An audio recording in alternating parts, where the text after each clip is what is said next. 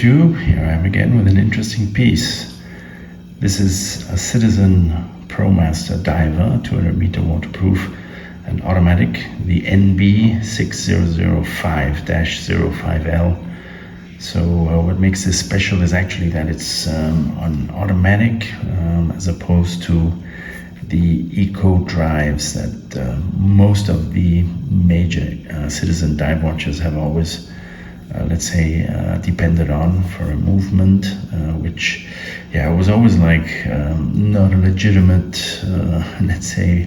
watch. There was always is it an eco drive? Yeah, it's an eco drive. Okay, so it's a quartz. So in this case we have a real automatic movement. We have actually a high beat movement, you could say 28,800 beats per hour.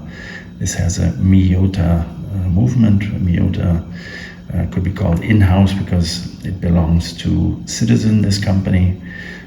This is a 9051 caliber, a 24 joule automatic movement, unidirectional rotor for winding.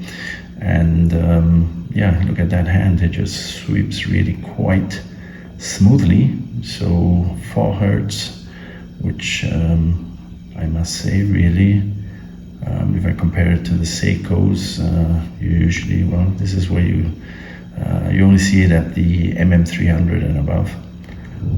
So that's really, they really made a statement here, Citizen. They came in with this automatic movement, and I would say real serious dive watch here. This is a titanium watch case. We have the screw down crown. You can see the signed crown there with the Promaster logo, and look at that bezel. I mean, it's huge, and it's shrouded in a certain way, so it only has around about the 9 o'clock and the 3 o'clock position open. The rest is shrouded, and it's really thick. Look at that. I mean, this watch has a thickness of 15.2 millimeters roundabout. It has 46 millimeter diameter, so it's a big watch. Just over 100 grams, I think 102 grams, something around there. So it's very light, even though it's big. And it is made of titanium, super titanium actually, which is a DLC diamond-like coating, which makes it 5 times as hard as steel. I mean, that is pretty impressive. And if you look at that bezel design and also the watch the dial, you can see these kind of diamond studs, the studded design, which gives it a texture. It's not flat, it's really very tactile, very it catches your eye. It's almost like a snake skin or something. Looks really rugged. The bezel has an insert, which is whether it's held in, but anyway, it has 6 slit screws there to keep it in place. And we have the minute markers on the bezel are actually the indicators. They're not painted on, they're really more or less cut out of metal.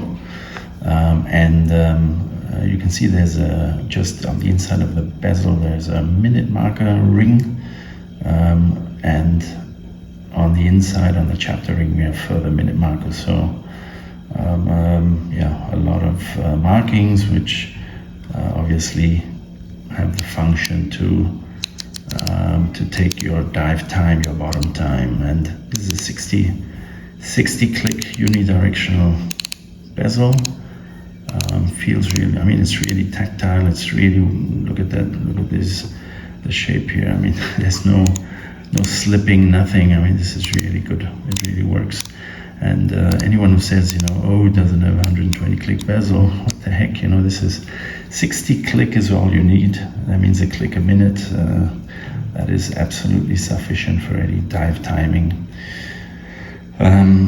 Interesting here, these the hour markers. They are like half moon combinations with the 12, 3, 9, and 6 o'clock markers. They're a bit different, but the rest are like half moons, which remind me a little bit of this boom of the Orca. Is this maybe a new design feature? So they're much smaller, but the design is not unsimilar. So it does have some kind of a touch of this kind of Orca feel to it. They're a bit smaller, but they are well loomed. I mean, there's no doubt about that. Now, interesting, I like this lime minute's hand and the seconds hand, and of course also the this little pip at the 12 o'clock position. It just gives it a little splash of color. Nevertheless, it's a nice blue colored dial. Yeah, can't really get the full beauty of it on the on video now, but it's a decent deep blue kind of blue color. Reminds me of the Seiko 62 Mass Darth, which also comes in this deep blue, and the lime splash there. Yeah. We have a little date window on the 3 o'clock position. It's 6425, ISO 6425, compliant with the loom pips there at the 3 o'clock position. And yeah, it's simply a very interesting watch, and especially if we now look at the strap. So the strap, it's a polyurethane strap. It feels a little more slippery than a silicone strap. It's polyurethane, could be a dust magnet. I can already see some dust in there, but feels good. Feels a bit, yeah, not as sticky as some of the old straps. So it can be, we have some pins there to release it, so it can be changed out, can be put on a steel bracelet, 24mm lug, so it has a nice thickness there, which I like. I like this kind of thick, let's say solid looking strap going into the case here, and then it tapers down to, yeah, is that 18mm or something. Very nice feature, I must say. Of course, the loomed buckle, that is really an interesting feature. So if you're like fumbling around in the dark trying to get this in here, then of course the loom could be helpful to know where is your buckle, to orientate yourself in the dark. So that, I would say, even has a function. What makes it a bit difficult is that the end of this strap is thicker than the buckle, so it's not easy to get it in here. So, but it really has this safety feature. I mean, look at that. Even if it came undone, you probably wouldn't lose it. So, yeah, this is props to Citizen for that great idea to really design this strap like that. We have this accordion style here. We have a separate two keepers. One is more or less here fixed, and one is movable. So a very nice strap, I must say. Feels really good. Screw down crown. We have the Promaster logo there. So as we know it, well knurled. I mean, it's perfect, big, easy to unscrew, very smooth. It has a nice pop to it. And then it's hackable, windable, and we have here the adjustment of the date, and then it's hackable with the time adjustment here. Interesting. This has a similar, the rotation is similar to the MM300 mostly, so it would be anti-clockwise to move the hands clockwise. That's an interesting, I still don't know why some watches have this kind of different direction coding, or whatever you want to call it. It's like left-hand drive, right-hand drive. Yeah, quite interesting. So no crown guards. That I wonder, would it have been that much of an issue to put some crown guards? Maybe it's for the sake of the symmetry of the watch, but I do like crown guards. I mean, I'm still impressed by this bezel. It's so massive, so huge, thick, and indestructible. Really looks good. Yeah, I mean, in terms of function, honestly, the readability, I mean, you can not really see the minutes very well, and they're not loomed.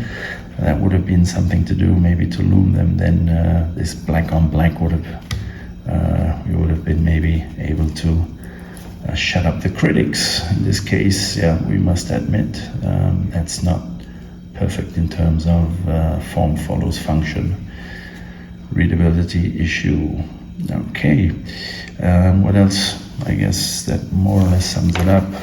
We have the case here, super titanium base, sapphire, all the good stuff. Yeah, the sapphire is actually a double domed sapphire, so we have this kind of, as we know it from the Seiko tunas, this really kind of porthole look, or this space look. I really like the reflections it gives, so the distortions, very nice.